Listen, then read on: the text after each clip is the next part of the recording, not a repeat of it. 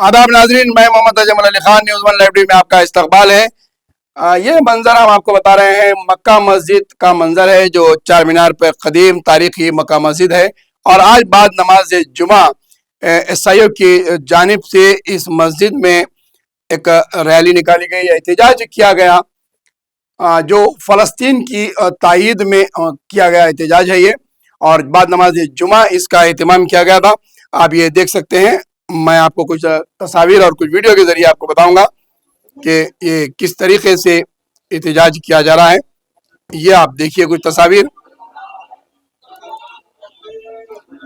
ये आप तस्वीर देख सकते हैं।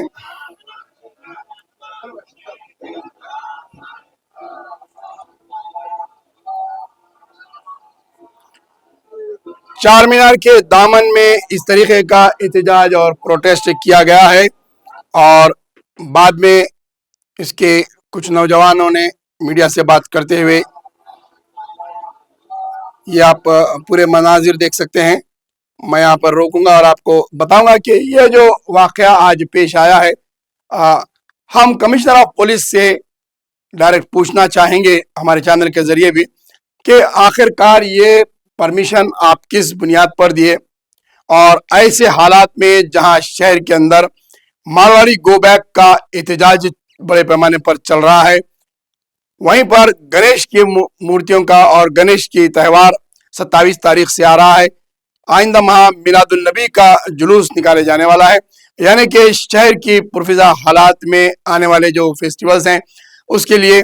और कल आपने कमिश्नर पुलिस की जानिब से सेंट्रल पीस कमेटी का इजलास मुनक्किद किया। 1500 पीस कमेटी के अरकान मौजूद है शहर के अंदर। इस बात का जिक्र किया गया ऐसे हालात में इस किस्म का जुलूस निकालने का इजाज़त देना, और मक्का मस्जिद के सामने से क्या ये परमिशन रिटर्न में दिया गया था, और इस परमिशन की इजाज़त मक्का मस्जिद के बाहर से किस तरीके से दी गई। क्योंकि एक ज़माने दराज से जब से मक्का मस्जिद में बम ब्लास्ट हुआ है और उसके बाद से फिर कोविड के बाद के जो हालात आए हैं, मक्का मस्जिद के पास किसी किस्म का एहतजाज, किस्म की प्रोटेस्ट के ऊपर पाबंदी है। वहाँ पर कोई एहतजाज नहीं कर सकते कि ज़्यादातर, और तकरीबन मक्का मस्जिद के जाने का रास्ता भी बंद किया हुआ है। और ऐसे हालात में इस किस्म का प्रोटेस्ट और इस किस्म के नारेबाजियाँ शहर की फिजा को खराब करने के बराबर है।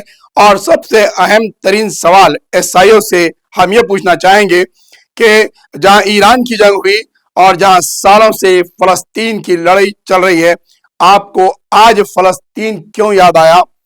आज आपको गजा क्यों याद आ रहा, जबकि सीज फायर की बात चल रही है? चौतरफ से फ़लस्तीन को रियासत मानने की बात मुल्क में चल रही है, और फ़लस्तीन में जो हालात हो रहे हैं, उसके बाद सिंदूर ऑपरेशन हुआ और फिर ईरान और इजराइल की जंग हुई, लेकिन आप आज क्यों निकले? और आज जुमा का दिन ही आपको एहतजाज के लिए क्यों सुधरा? क्योंकि शहर के अंदर जो पुरअमन फिजा चल रही है, वैसे हालात में इस किस्म के एहतजाज और इस किस्म के जुलूस निकालना, खासकर मक्का मस्जिद के बाहर से इस किस्म का जुलूस निकालना, मनसूबाबंद तरीके से मक्का मस्जिद को टारगेट बनाया जाता है, और हुकूमत और पुलिस को मौका मिलता है कि मक्का मस्जिद पर और से ज़्यादा पाबंदी आयद की जाए। इस किस्म के जो एहतजाज होते हैं, आप ये देख सकते हैं, ये मक्का मस्जिद के बाहर से निकले, जबकि यहाँ पर पहले ही हर जुमा वीडियोग्राफी होती है, बाज़ाब्ता पुलिस के कैमरे लगाए जाते हैं, पुलिस का माकूल बंदोबस्त होता है। और फिर ये नौजवान जिनके तस्वीर खुद आप देखते हैं क्लियर सामने हैं, अगर कोई एहतजाज होता है, अगर कोई नौजवान भड़क कर कुछ करता है, तो ये मासूम लोग जो है, इनके चेहरे मकबरों के ज़रिए से निशानदेही करवाई जाती है, और मुकामी पुलिस स्टेशनों में मकबरों को बुलाकर बताया जाता है कि ये कौन है, और फिर इन्हें गिरफ्तार किया जाता है और मुकदमात में इन्हें झूठे मुकदमात में मुलविस कर दिया जाता है। तो पहली बात यह है कि सीवी आनंद साहब, आपने इस बात की इजाज़त किस बुनियाद पर ये एहतजाज करने के लिए दिए हैं? ये देख सकते हैं आप, ये पूरे बैनर्स लेते हुए मक्का मस्जिद से बाहर एहतजाज करते हुए आ रहे हैं और बयान दे रहे हैं।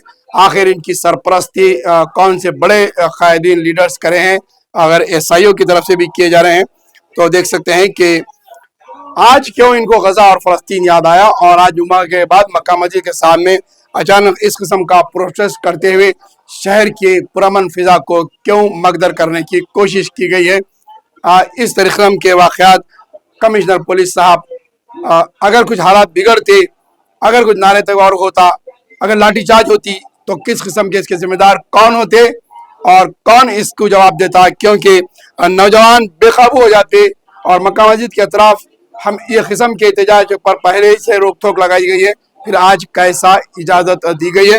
یہ دیکھ سکتے ہیں آپ کس قسم کی نعرے بازی آئی ہے, اور ان کے لیڈر کا بیان بھی ہم آپ کو سنائیں گے. ہم دیکھ رہے ہیں کہ گزشتہ 2 سالوں سے فلسطین میں جس قسم کی بربریت ہو رہی ہے, معصوم بچوں کو مارا جا رہا ہے, خواتین کو مارا جا رہا ہے, ظلم کی جتنی انتہا ہو سکتی وہاں پر ہو رہی ہے, جینوسائیڈ وہاں پر عمل میں لایا جا رہا ہے.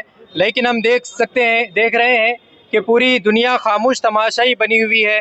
خاص طور پہ جو مغربی ممالک ہے وہ اپنے دوہرے رویے کو سامنے لا رہی ہے, ان کی منافقت دنیا کے سامنے عیاں ہو رہی ہے.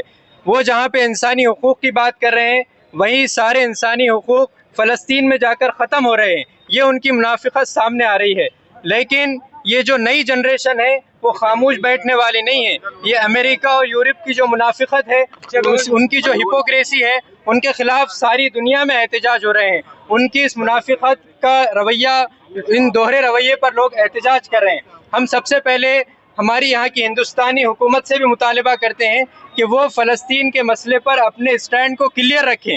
وہ فلسطین پر جو ہسٹوریکل ہمارا اسٹینڈ ہے کہ وہ آزاد فلسطین کی ریاست پر جو ہندوستانی حکومت ہمیشہ سے وہ اسٹینڈ لیتی آ رہی ہے اس کا ساتھ دے, اور اسرائیل جو جینوسائیڈ اور جو ظلم و بربریت کر رہا ہے اس کے خلاف ہندوستانی گورنمنٹ آواز اٹھائے. اسی طریقے سے ہم جو ہے عالمی طاقتوں سے بھی یہ مطالبہ کرتے ہیں کہ وہ اسرائیل کی مدد کرنا بند کریں, اور اسرائیل کو جو لوگ بھی ویپنز فراہم کر رہے ہیں, ہندوستان سے بھی وہ ویپنز جاتے ہیں, ہم سب سے مطالبہ کرتے ہیں کہ وہ ویپنز کو وہاں پر بھیجنا بند کریں. اور تیسری بات یہ کہ وہاں کے لوگ بھوک مری کا شکار ہے, لوگوں کو کھانا پانی میسر نہیں ہے. ہماری عالمی اداروں سے یہ مطالبہ ہے کہ وہ وہاں کے شہریوں کو ان تک کھانا پانی فراہم کرے. اور آخری میں ہم ہر شہری سے مطالبہ کرتے ہیں کہ ہم سے جو بھی بن پڑے وہ کریں, ہم احتجاج کریں, آواز اٹھائیں. اور ایک اہم کام ہم جو کر سکتے ہیں وہ یہ کہ جتنے بھی اسرائیلی پروڈکٹس ہیں ان کا ہم بائیکاٹ کریں. اسی طریقے سے ہم ان فلسطین اور جو ریسسٹنٹ موومنٹس ہیں ان کی مدد کر سکتے ہیں. میرا نام محمد فراز احمد ہے.